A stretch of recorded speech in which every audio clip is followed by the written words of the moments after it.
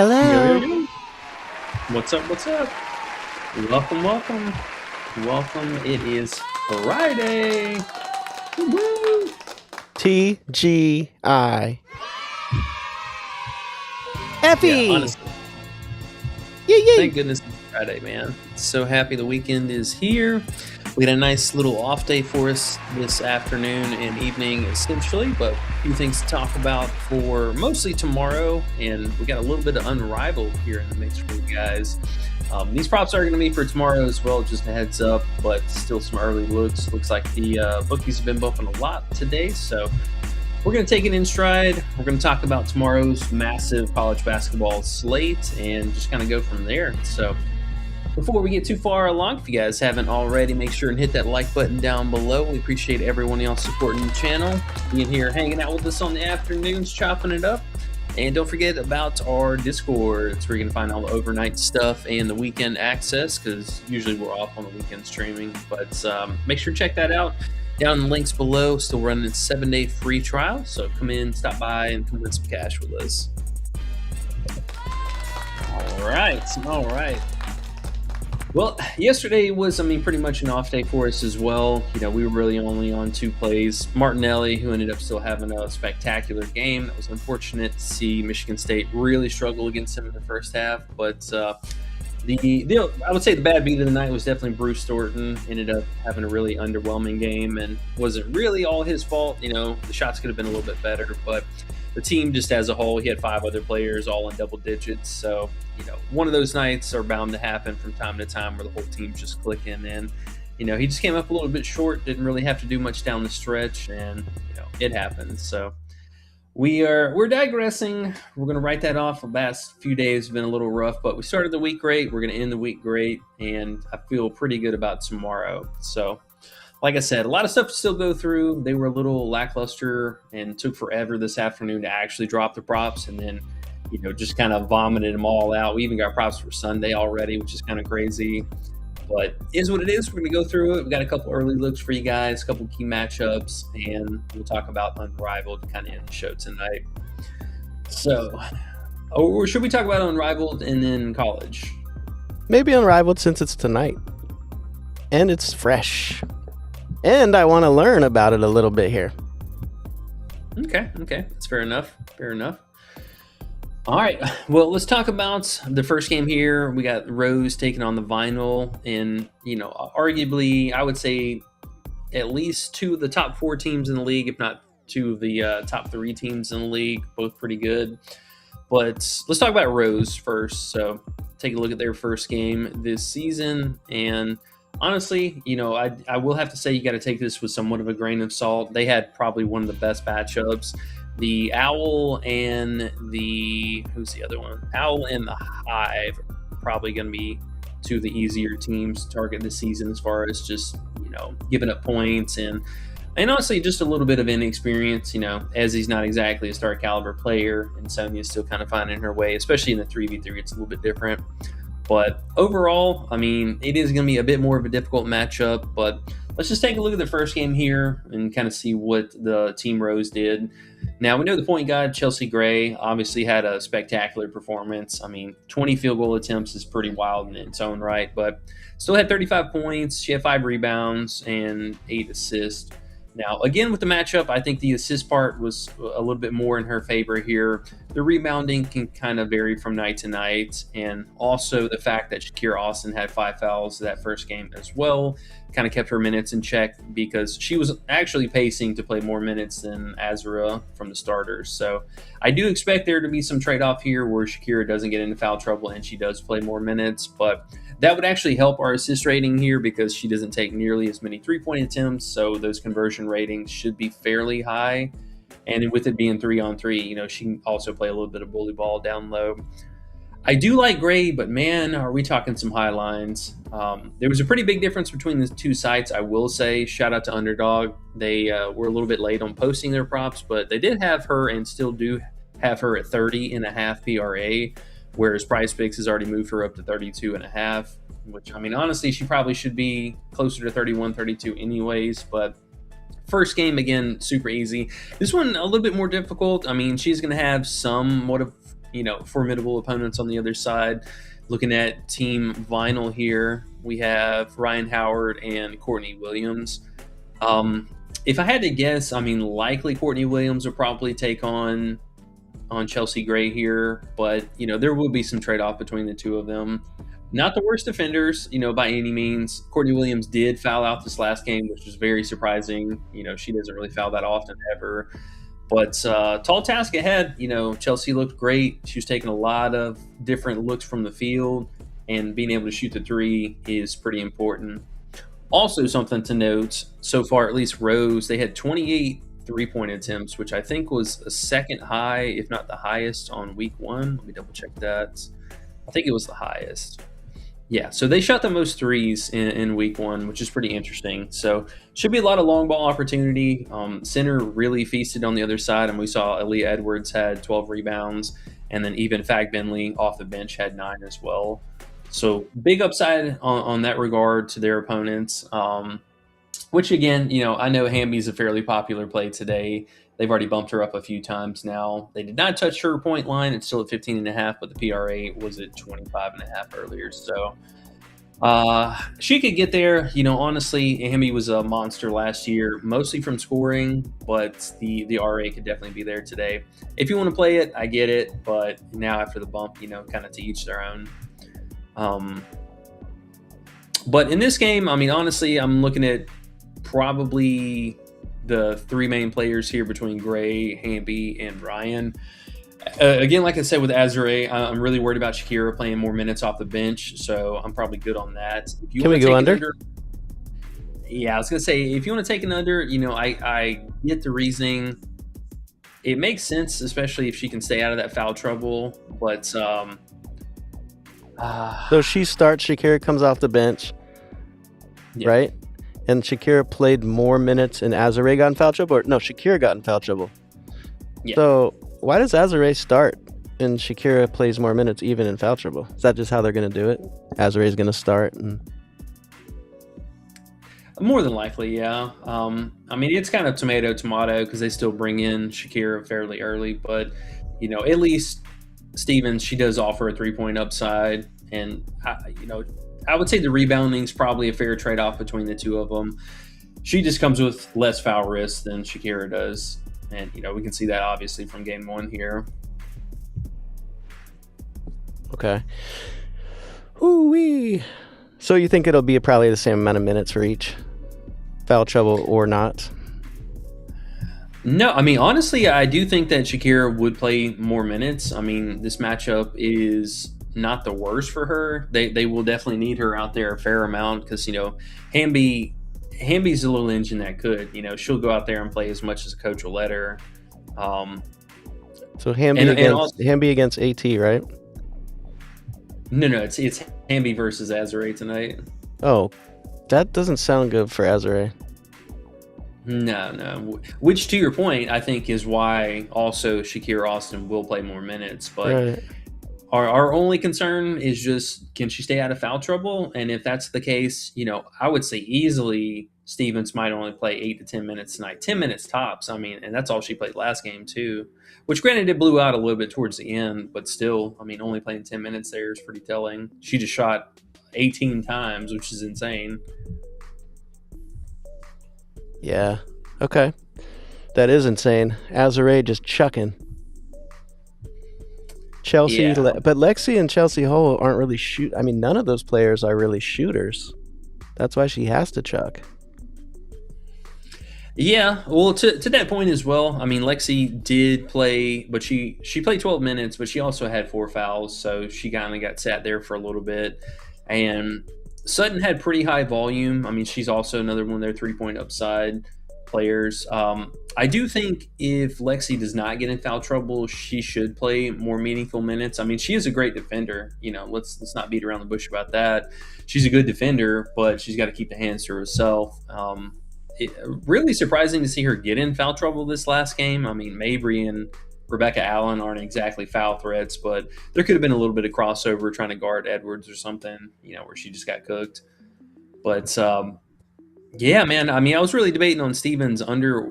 I don't know if the PRA is the route or just straight up points. Because I mean, honestly, both of her lines are fairly high. I mean, 14 and a half points, like that's the same as Hamby, but she's playing almost half the minutes. Yeah, that seems interesting. How do unders feel in this though? Because we were talking about how it works. Do you even understand how it works now that they have the quarters and then the target score? Because I'm sure anyone watching, someone asked, when did Unrivaled start? Like, this is kind of a new thing with new rules and all that. Do you know enough to explain how it really works? Yeah, I think I got the gist of it for the most part. So it's 7 minute quarters, and they play essentially three quarters. So I'll show you here for this last game. All right, Because so I'm saying that because if Azure played 10 minutes, 11 minutes, I mean, 14 and a half feels really high for her, right? Especially it's with, insanely high. okay, and with Hamby against her, Hamby's probably not going to let her just shoot. But yeah, no, Okay. no. I mean, I don't think so. And Hamby could definitely draw some fouls on her early too, and then they have to go to Shakira. Yeah, that'd be actually a fun under, but we'll see. All Oh, right, so Kyle's here. He says I took Paige and Gray PRA 30.5 PRA. Nice. I do like those. I wish that both of the sites had the same prop lines, because Underdog had the better Gray line, still at 30 and a half, but Prizepicks has the better Page line. She's at 20 points and 30 and a half PRA, which I do like Page as well. That is one that I will definitely get to. Page and Gray alike played the most minutes so far in week one. Okay, cool. But let's talk about how basically the game mechanics work. So you can see here, for example, we played the 7 minute quarters, and then at the end of the third quarter, I believe it's whoever is in the lead, they add 12 points to that as the market total. So you can see here it was 42-46, so essentially 12 points, that's 58 for the game total. And then at the end of the game, you can see the Vinyl did not score any, and then the game ended with 58 points. Vinyl, you suck. Yeah, so it's either team to reach that marker. Now, obviously, if a blowout team is way underneath them, it's going to be a lot different. But in the closer games, I mean, you would be surprised who can go on that little run in the fourth quarter.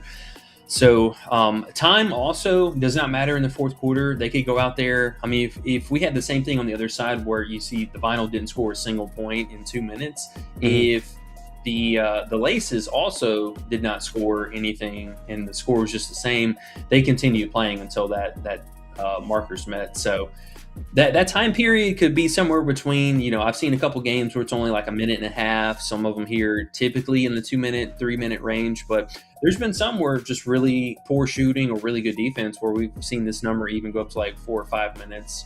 But there's still only a certain amount of points you can score in that time period. So it's not like there's a lot of, upside as far as that goes. But now that we have PRA lines, that's a pretty huge difference because you can snag a few more rebounds.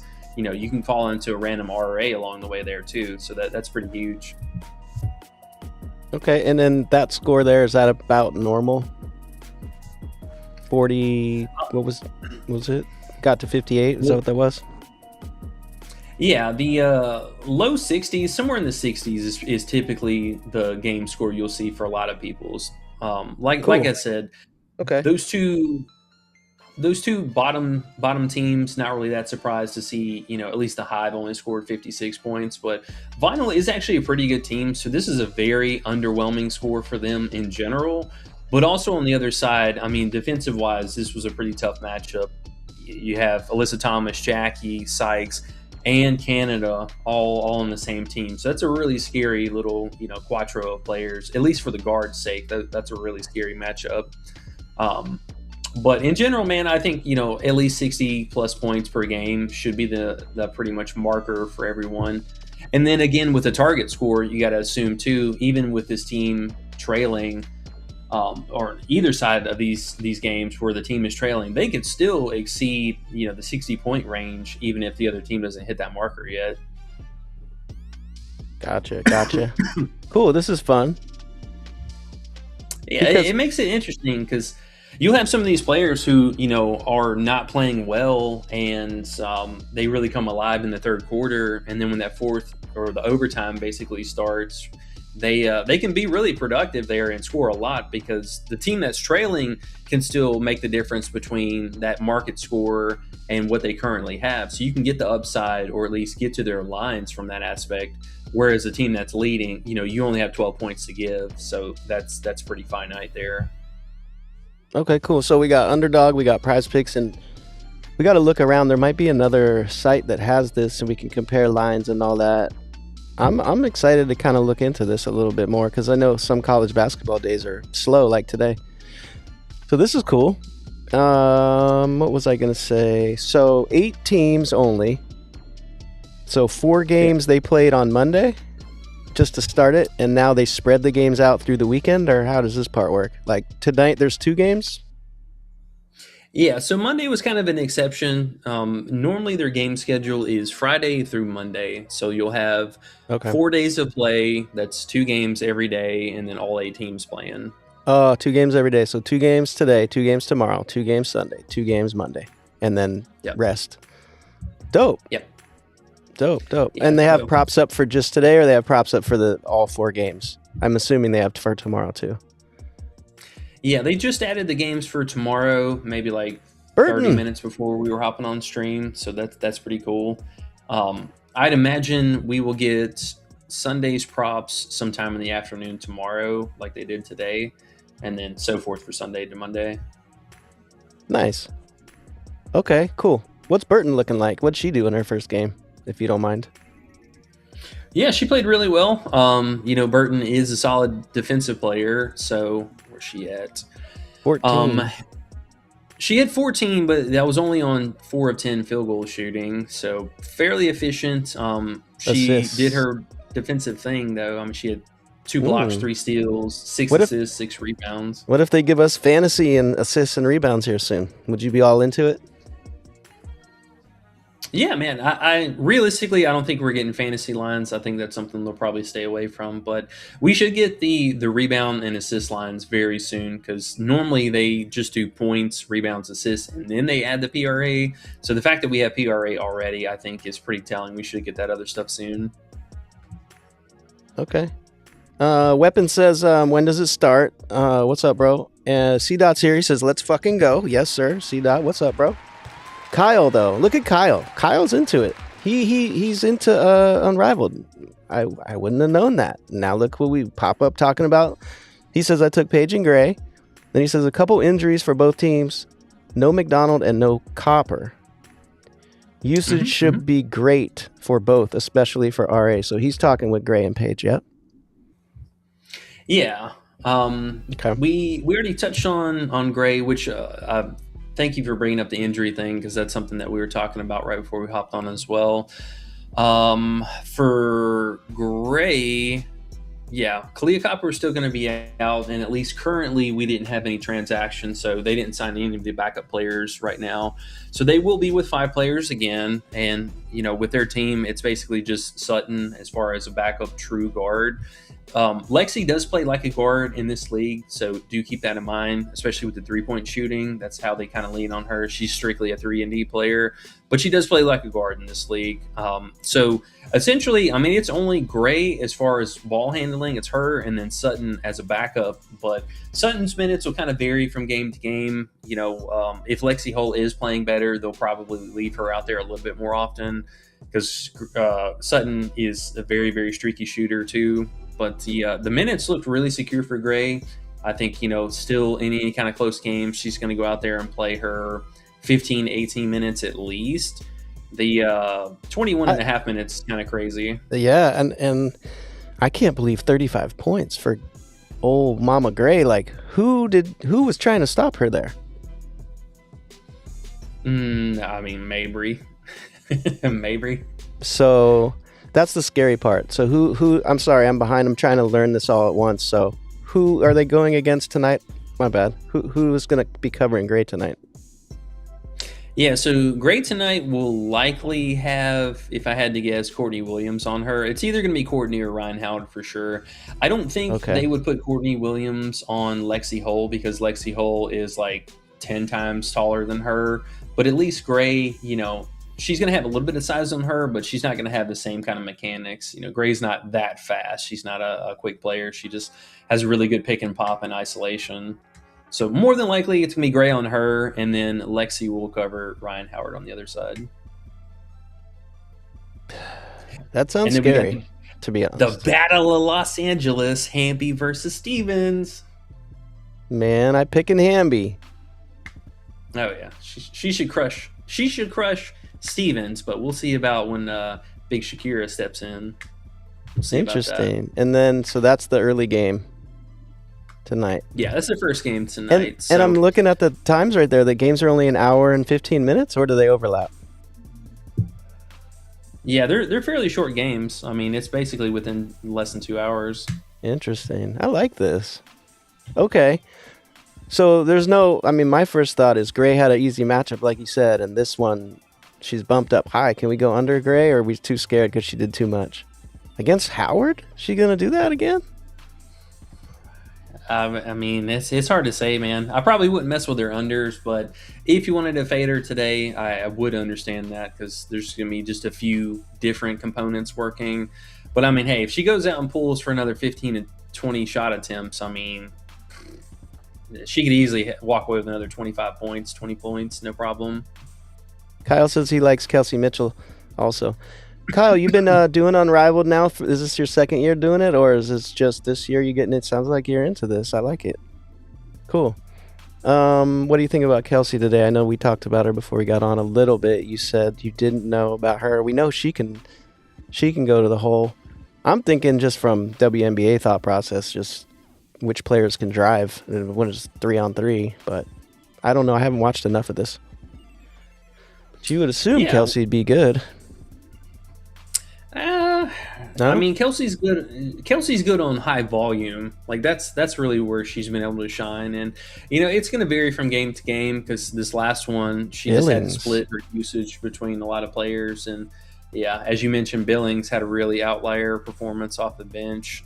Obviously outplayed Ezzy the entire game, but her her shooting and her rebounding was a big upside for them.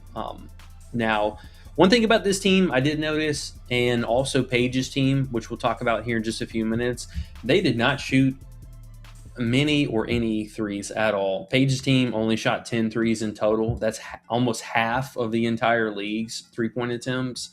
And then the next closest team was the Hive. They took 15 attempts, which is, I think pretty standard. But look at their three-point shooters. Citron, not a high-volume three-point shooter. Ezzy, same thing. Kelsey Mitchell is obviously the standout who would be their main three-point shooter, but they do also have Heidemann as well, so that is something to consider.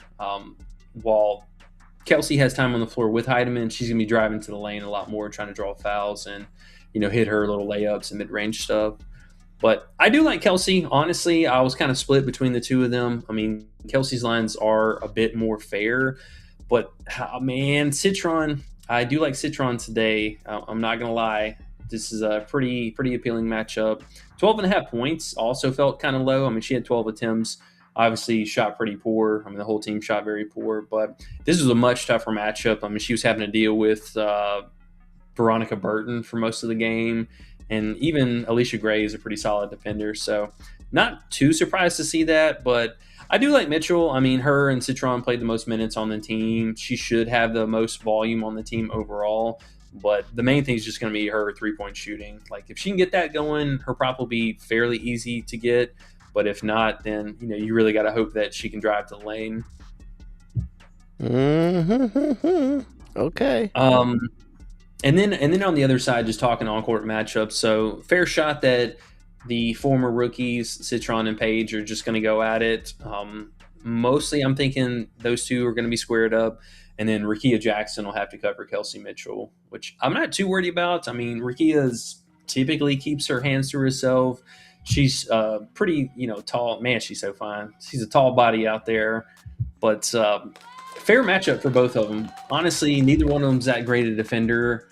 So I can see it on either side here. We just need that three to get going, man. That's the only thing for her. Citron versus Paige. So, Paige, what's your top play today? Do you want to add Paige to the list as well? Three officials or just two? And no Malonga either? Malonga!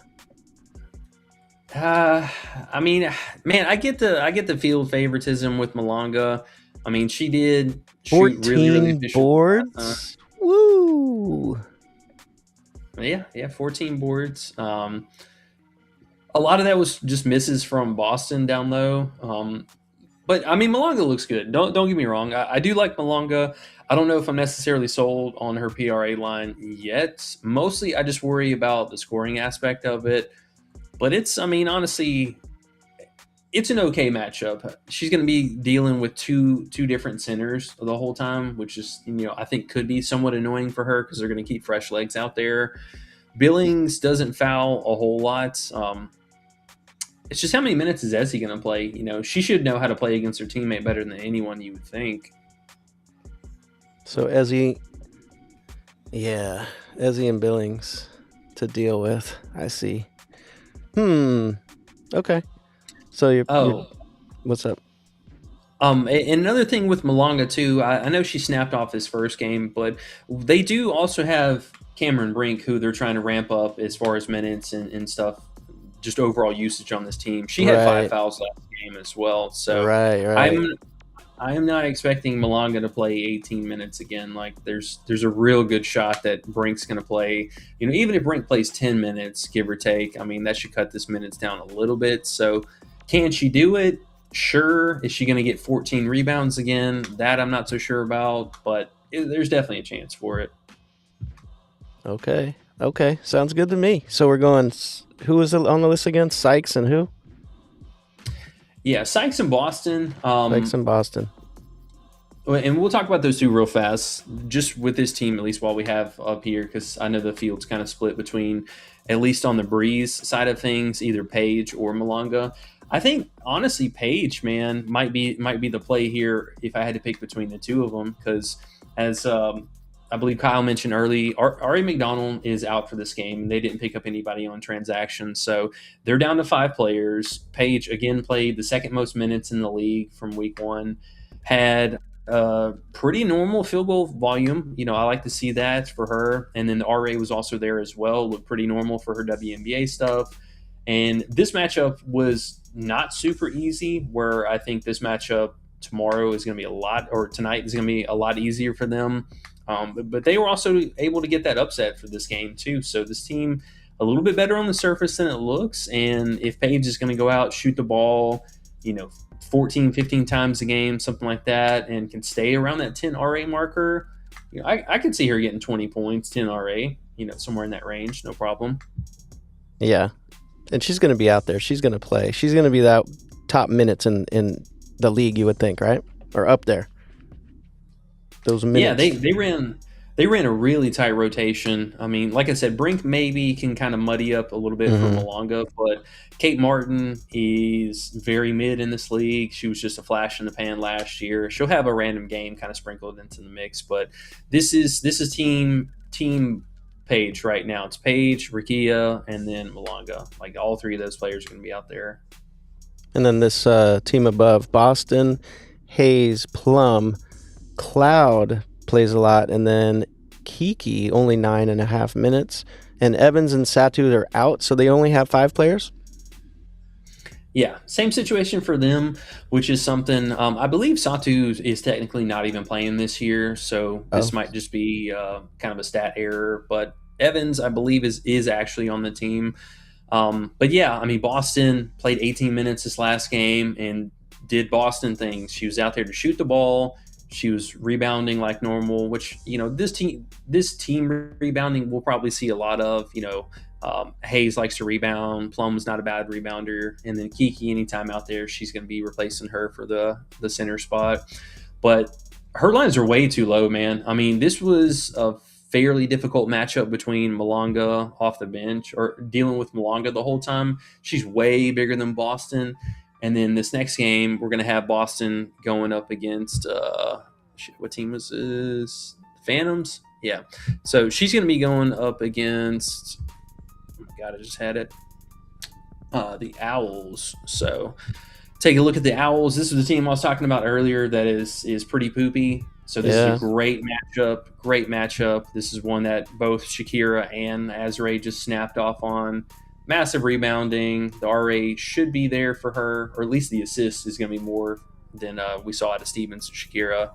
But I love the matchup, man. I mean, she should be able to go out there, cook. A lot of rebounds on the other side between all the threes that they're shooting, or inefficient threes. But that volume that we saw off of Aaliyah Edwards, I love that. That screams rebounding. Yeah, where's the rest of their team? And can Aaliyah Edwards slow down Boston? Hey, that's gonna be the question. I mean, maybe, but I think as far as skill and experience, they're probably equally matched here. Edwards looked really good in Unrivaled last year, so I mean, credit to her. She played a really well season, played really well in the 1v1. The minutes for her look good too, but I think I got to give the credit to Boston, man. That pick and roll and her just being able to play in isolation looked really, really good that first game. All right, so they're more leans than officials because it's early in the season, but Sykes, Boston, and you throw in Paige on there. Paige feels like she's awesome, but man, those 30.5s, don't they scare you a little bit in the short games? They do.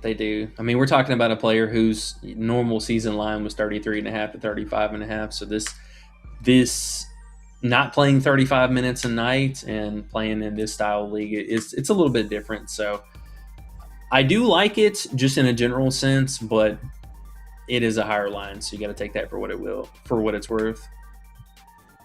Now, the other two players, though, I think these are very, very appropriate lines. I mean, Boston, this is a real generous line, especially coming off of that close game in, a reasonable matchup where now she's going to have a great matchup. And knock on wood, as long as she didn't get in foul trouble, I mean, she's going to go out there and do her thing. I like it. I'm going to rotate Hamby's under into. Screw you, Hamby. I mean, not Hamby, Azrae. Yeah. Yeah, I'll five head. What's up with Hamby, though? You don't like Hamby? Is she too high? 15.5. What's her PRA? You don't want to push it with Hamby? She got bumped. I mean, 20. So, let me say this: if you're playing the PRA line, I think you might as well just take the points, because in no time last year was she able to clear that line without having 16 or more points. And it's kind of weird to see she had such a bad first game, because normally her biggest upside is actually from scoring. I mean, she averaged like 17 or 18.5 points last season. So that I think could come up a little bit more for her. Do I want to chase the RA aspect of it? Not really, if I'm being honest, because I mean, let's also remember we have two different ball handlers both playing as starters on this team. I mean, Courtney Williams is a point guard for sure, and she only had 11 minutes because she fouled out of that game. So there's some aspect of that she could still take away, because I mean, she had 5 rebounds also in just 11 minutes, and that's normally where I would think Ryan Howard kind of soaks up a few more rebounds, and she didn't. So you got two different players here who are going to cut into that RA line at some point or another. And on the night that both of them do, I don't think we see Hamby have another, double-digit rebounding game. That might be kind of stretching it. But the points I can see, because that was her last year. I was a doubter. I was definitely a doubter. I took her under probably the first 3 games of the season, and she cooked me. I remember that. Okay. But same situation for them. They're missing Brittany Griner today. She did get ruled out, so they have 5 players. Hamby's going to play a ton of minutes, yada, yada. Just, is she going to be able to score the ball? If she scores the ball, I think she gets a PRA line, no problem. If she's not, she puts up, 10 or less points again, then good luck. Cool. All right. I like your 2 plays that you got there. They both make sense. I like I said, I'm going to throw in Azrae under for fun, and we'll just ride with that. And then,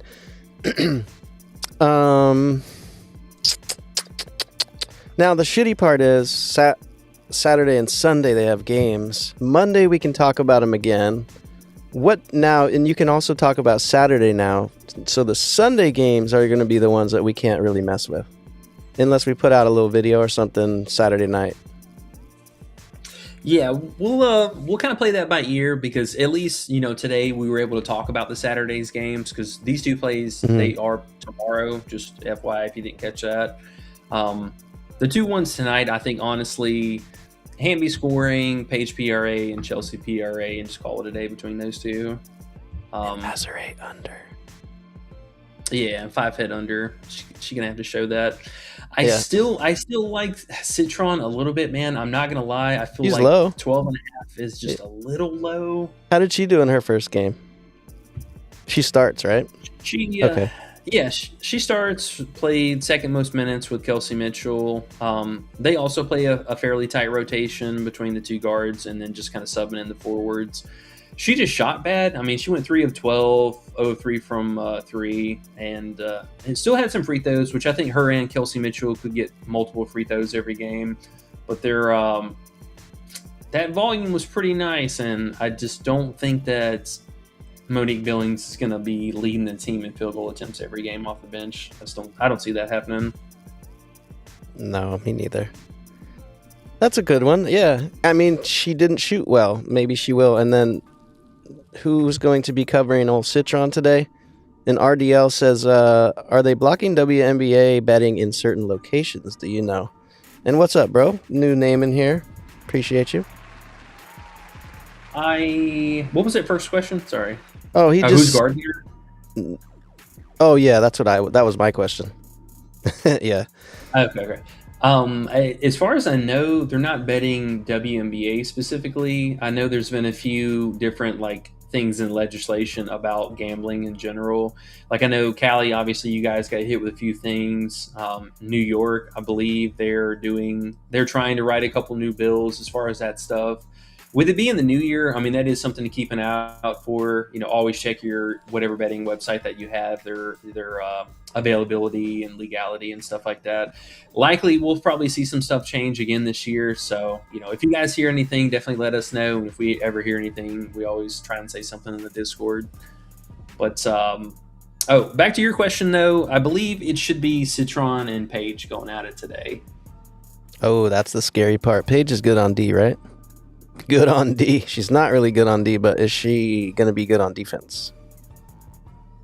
She's all right. I will say it looks okay. This last game, I mean, Plum shot really bad, but she still had 17 field goal attempts. So, I mean, that's something. Both of the guards kind of cooked here. I mean, Tiffany Hayes had 20 real points on her. Okay. Well, yeah. I mean, if that's the case, that Citron is low. That makes sense too. That'd be a fun one to play with. I'm 90% sure that Paige covered Plum this last game, and I mean, really, Plum just shot like shit from 3. I mean, she shot 10 of her 17 total from 3, but whereas Hayes was able to kind of get in the paint and shoot that mid range a little bit more. And that's something that Citron is only going to do. I mean, she's not going to be taking those threes. So I do like that a little bit more because that's not having to rely on three-point shooting is a hell of a lot better. But the same thing can be said on the flip side. I mean, she did have 4 fouls as well. So, I mean, Paige is pretty crafty about that. Sounds good to me. Cool. We got a little something here to play with and nice little intro with what we have to work with here. Cool. I think so. If I had to do a little game stack, I would probably consider Citron's PRA because there should be some really solid rebounding upside. Like I said, the Breeze, they do not shoot many threes at all, so there should be a lot of in the vicinity if she's guarding Paige. Any of those missed shots should be right there near Citron. Alrighty. Now, obviously, everyone still take this with a grain of salt. They've only played one single game. There's been players out who may or may not have been there with them in practice, so things can be still kind of, working their way out before these teams really start gelling. If I had to guess, I would say probably next week, after we have at least 2 games under the belt for everyone, we can really start hammering down the plays. But for right now, just play light, nothing crazy. We got plenty of college basketball tomorrow to dig into and all that stuff. So much. Speaking of, Yeah, let me grab a fresh page here real fast, and we'll talk about some college basketball. All right, any questions or anything we got so far? No, we just had Kyle talking about the place he liked, and we had a few people just asking about betting in general, and that's about it. And yeah, we're just chilling.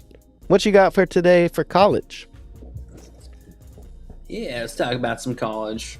Also, if you guys haven't already, make sure and hit that like button down below. We appreciate y'all supporting the channel.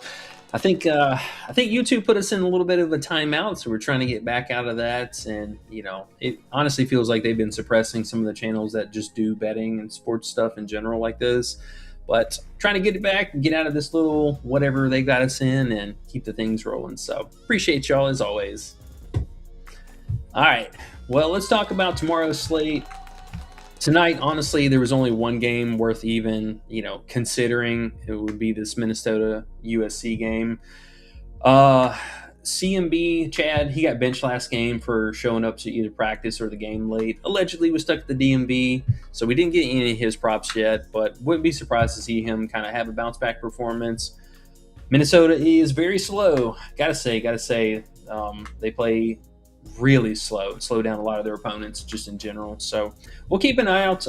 Chad, he was 17 and a half points last game, so I'm really curious what, if at all, his line is going to be looking like for this game.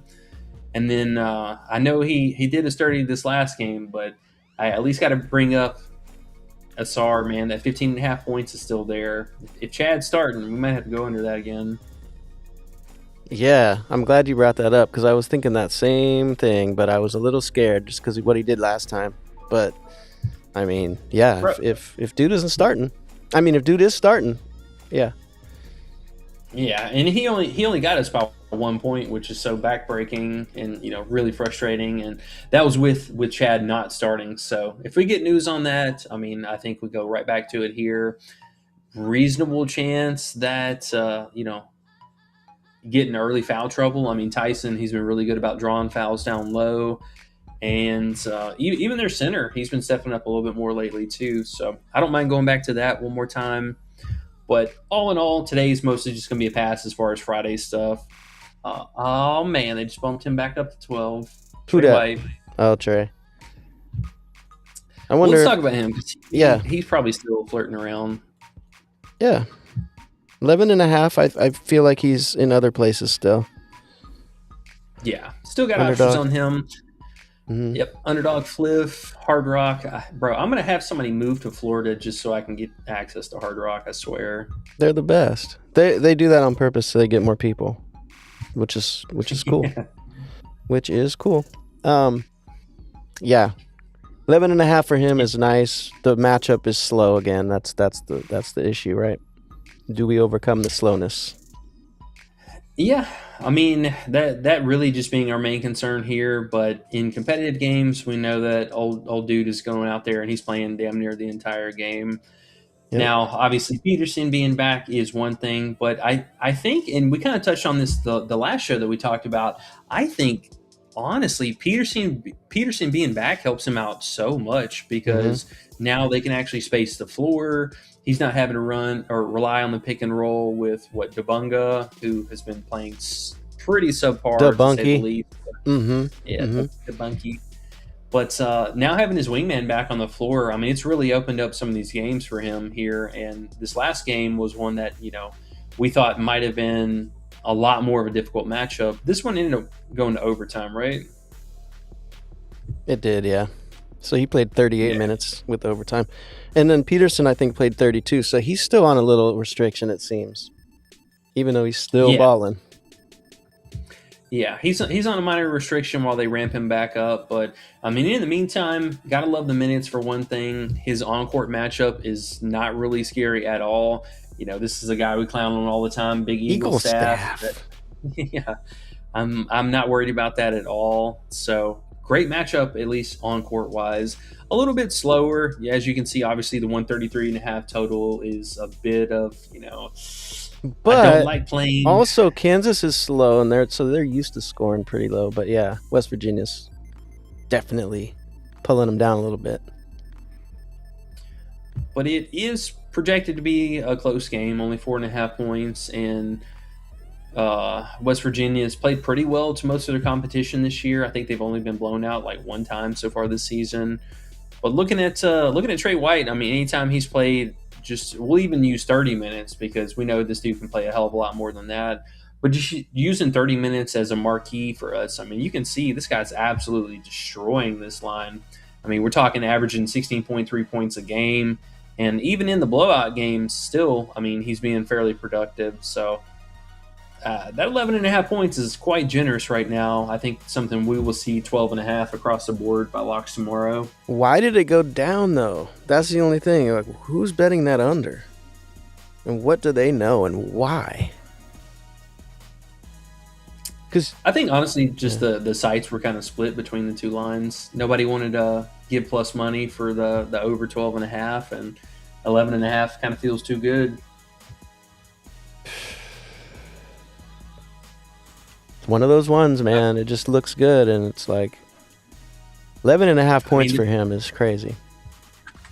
It's true. There's only one game difference between the two lines. I mean, he does everything, though. I mean, what, like his PR, his PRA, are those anything to look at? Well, the assist upside with Peterson back is somewhat concerning. Right. He does eat into that. How about PR?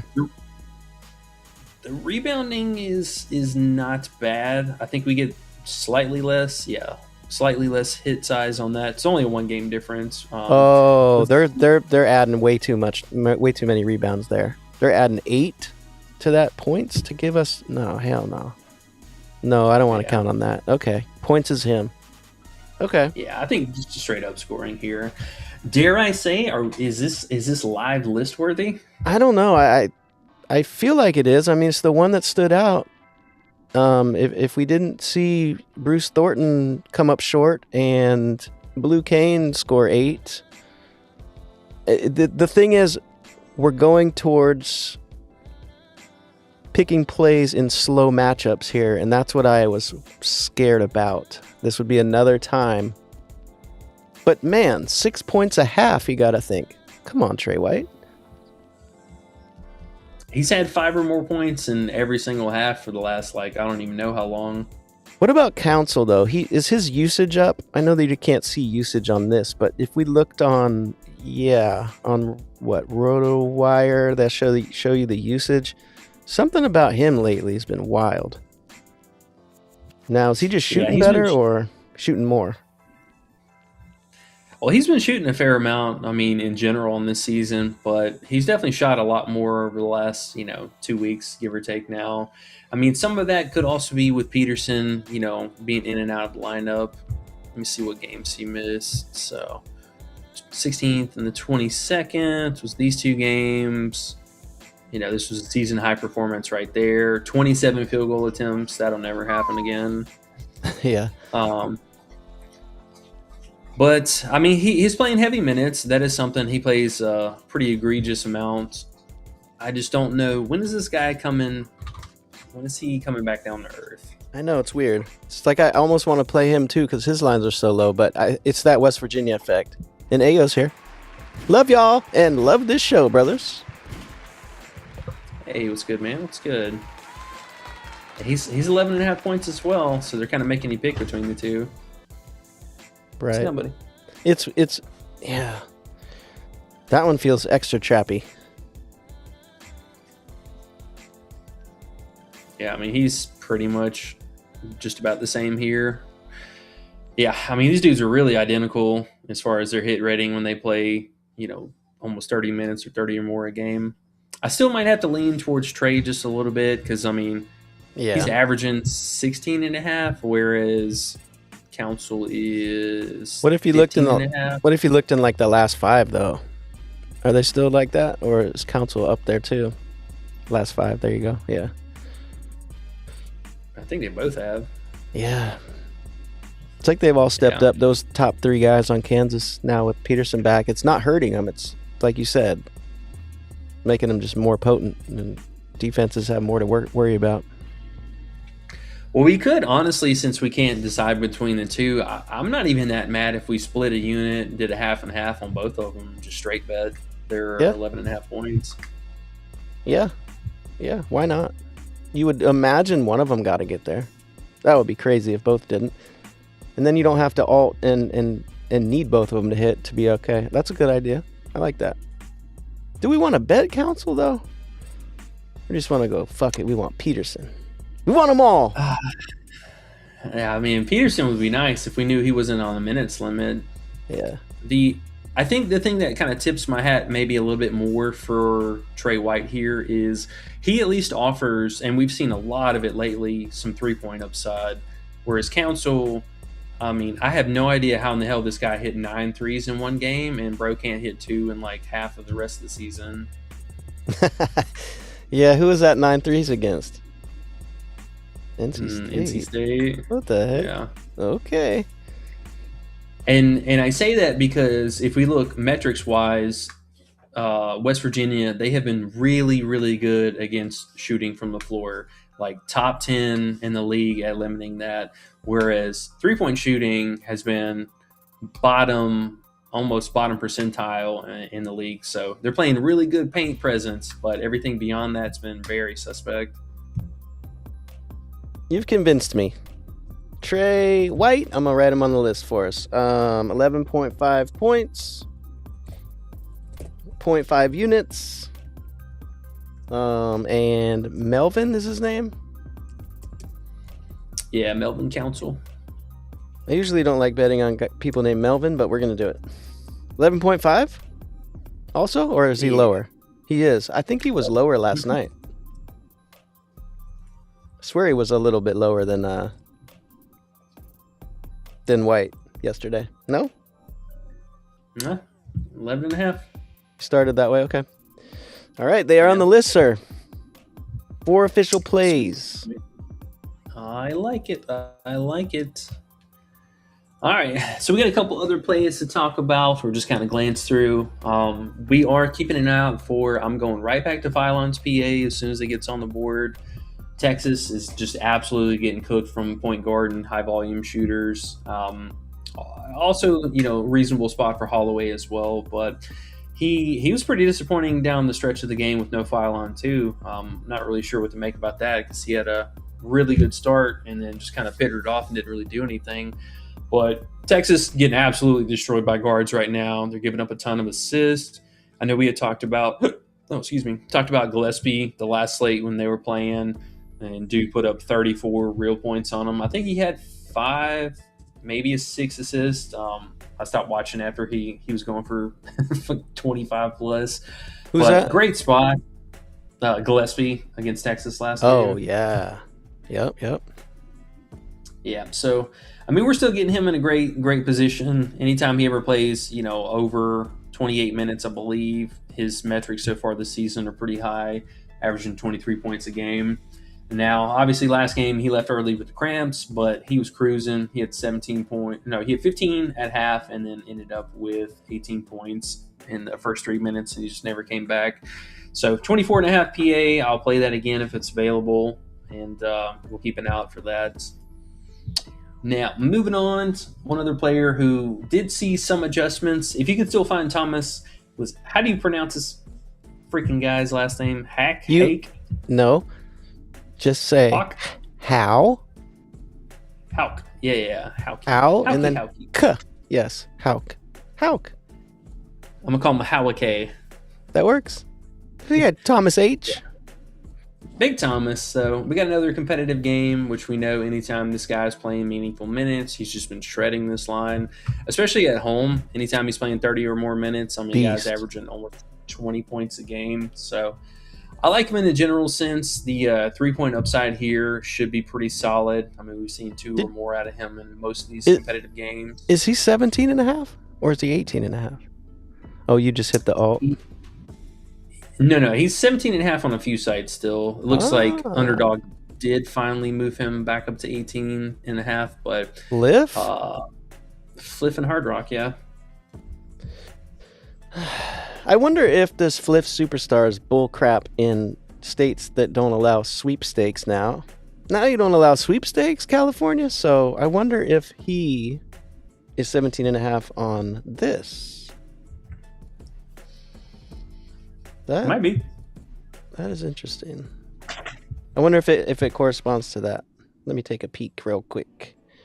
Where are you at? Wow, there's a lot of games on here already. There he is, yeah. 17.5, 1.8x. That's the same, right? Minus, what do they got for flip on there? Yeah, exactly. Okay, cool. So they're just doing the same thing. That's cool. So I just got to pair it with something, which is not cool, but at least it's there. Yeah. Find you a nice little double under. Yeah. OG Ananobi. My go-to. Yeah, there you go. All right, so moving on, we got another player. Nebraska Indiana game. Lamar Wilkerson, man, this dude has just been on fire for the last month now. Great in general. I think matchup for him scoring wise, mostly from three. Now, obviously, his line being at 3.5 is higher than the usual we've seen lately. But Nebraska is dying to the 3-point shooters. I mean, absolutely dying to them again this year. That was something we targeted a lot last year, but holds true again. Bottom percentile for that, and that's something he's really excelled at. Tucker DeVries has also just kind of fallen off the face of the earth. So, I mean, I cannot trust that guy at all whatsoever. But Lamar, getting him honestly at a discount. He was 18.5 points last game. He put up 24 again. Granted, reasonable matchup against Maryland, but anytime this guy's playing high minutes, which, in competitive games, we do see a huge spike in that. He plays at least 32 minutes, so moving that marker up to that.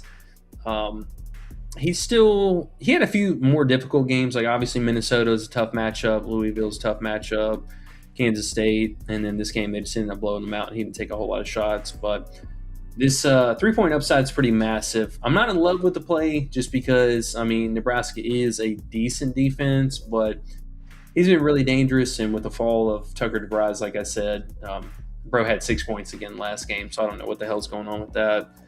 I like it. I like the matchup. 60% so far on the season has looked really good. And competitive games, like I said, he's out there for a lot of minutes. I haven't played him much at all this year. Have you?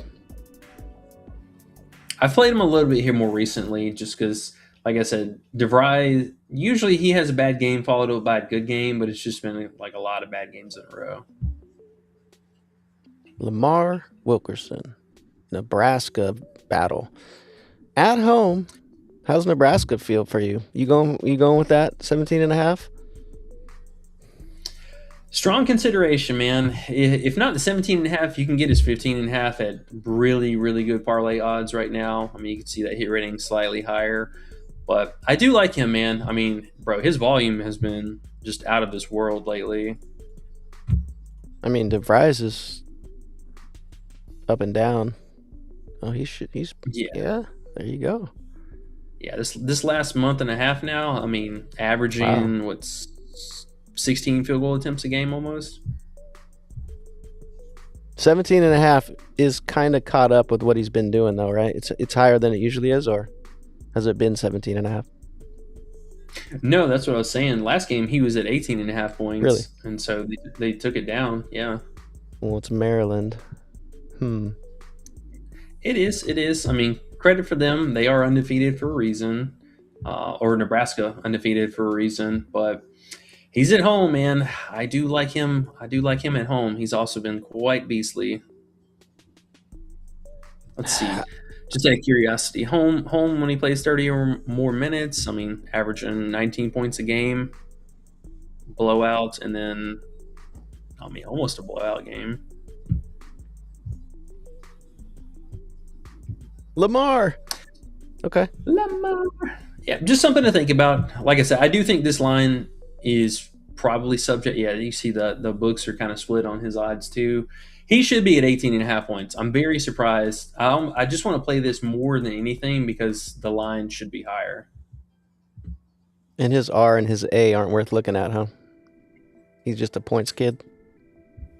His assist, I will say, they moved it back down to 2.5. He was at 3.5 this last game. So his PA is, I think, also very live. I don't mind that at all. It's just, again, when DeVries is not doing shit, his assist really suffers from it. Last game, he only had one. Oh, DeVries, what a disappointment. But I like the matchup, man. I mean, again, we were laughing about it last time with Thornton and Mobley, and I brought up Mobley specifically because he is a 3-point shooter, and that was the third time that he's played them in the last 2 years where bro just absolutely snapped off on him. So anybody who can shoot the three, and then any high volume shooter. I know Thornton only had 16, but he still was shooting the ball a ton. But Makes all sense. the other guys. Right. Nebraska still that gives that up. I see. Alrighty, that makes sense. That's dope. Lamar Wilkerson. Man, we have so many games tomorrow to look at. It's crazy. Yeah, and we're gonna, after we get off of this, chop it up some more too, because like I said, they just kind of prop vomited everything out on us. And I mean, even we briefly touched on Bruce here for a second, but we already have props up for Sunday, man. I'm like, what the hell? Like, we're going way above and beyond. So, but since we're not streaming tomorrow or Sunday, maybe if we find something tonight, we drop a little video for one pick. If we see something. Sure, yeah. I mean, we could probably do a little short video for a few plays, and then for the full list and everything, again, that'll be in the Discord. So make sure you guys check it out. Still running the 7-day free trials. Okay. Cool. And then obviously Bruce again. I still like the matchup. On the road, Mobley had one of his best road games of the season, so I do like our Bruce at his normal line. 17.5 points and the 3.5 assists. Oh, 3.5 assists. Okay, so they moved it down. Yeah, PA is not bad. And we'll keep an eye out for that fantasy, because he came up way short of it this time, so he could be even like 29.5 fantasy. That would be insane. And what is he usually? 32? Somewhere between 30, and this last game he was at 32.5. Okay. Big Bruce. Don't let us down again, Big Bruce. Please don't. And we're looking out for Steinbach as well, obviously. So that could come on the board anytime too. Yeah. Oh, dude, I keep hitting refresh, just waiting on it, trying to see if they do have it. That might be the video we make later if it pops on the board. So yeah, guys, make sure you are subscribed so you get the quick video if we throw one out there tonight. Now, I think honestly that's about all we had for initial thoughts. Yeah, we don't have Boopy Miller yet either. I was gonna look at him. Oh, Boozer's on the board. Man, there's a lot to look at. Oh boy.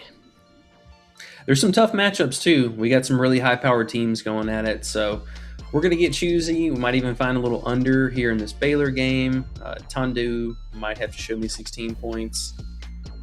But then online, yeah, they better throw their same game parlays up tonight, or we're gonna be dying in the morning with 800 games to look at. Jeez. Yeah, for real, man. We're gonna have to get up the crack of dawn. I might not even go to sleep. I'm going to sleep now to wake up early. Football too. I wonder what time the football games are. Did I spell Melvin right?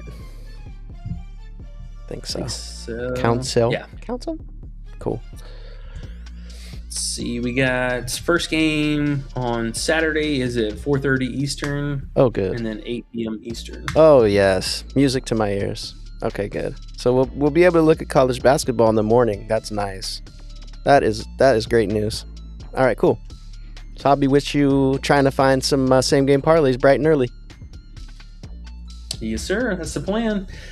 Well, we are about that time, so I think we're going to get out of here, get ready for this Unrivaled tonight, and then I'm going to be probably up to the wee hours in the morning checking through college basketball, but we're going to find some stuff. We're going to have us a spectacular weekend. Remember, play lighter on the Unrivaled stuff today. It's only week 2, but college basketball is going to get us right, and then we got tackles aplenty on Sunday to close it out with.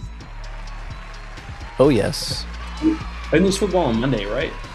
I believe Saturday, Sunday, and Monday, but I could be wrong about Monday. Definitely Saturday, Sunday. Yeah, Monday. Monday. So what do we have? What's on Sunday then? Oh, 10 a.m. on Sunday for me. That's what it is. Yeah, Sunday's an earlier day for you, unfortunately. Okay, so there's 2 Sunday, 2 Saturday, and 1 Monday? Or Yep. 5 games. Okay. Oh, yeah. Yeah, so Sunday I got to wake up early like normal. Tomorrow I got to wake up early for college basketball, but at least they're not at the same time this time. Thank goodness. Cool. We can get it in tomorrow. Yeah, guys. Hit subscribe if you haven't yet. We are going to have some plays tonight. I'm thinking, or jump in the Discord too. We're going to have a lot of plays tomorrow, and live football plays have been smashing. So come on and get it. Yeah, I was mistaken. There's 3 games on Sunday. Okay, so there's 6 games. That makes more sense. 12 teams. A couple teams on bye. Okay. Sounds awesome. Cannot wait. So Unrivaled makes tonight a little interesting. That's cool. And then we'll be looking through college props for tomorrow and NFL props for tomorrow as well. Dopeness. That's right. Yes, sir. So the busy week starts here in probably another hour, and then we'll take it away through Monday. Sounds good. Dope. All right, y'all. Well, we are going to get out of here. As always, we appreciate you guys hanging out with us in the afternoon, chopping it up. Good luck tonight. Keep an eye out. We definitely might have a video tonight or tomorrow night for the next slates, but make sure to turn those noties on so you don't miss out. And we'll catch you guys in the Discord. Good luck tonight, fam. Catch y'all back here later. Peace.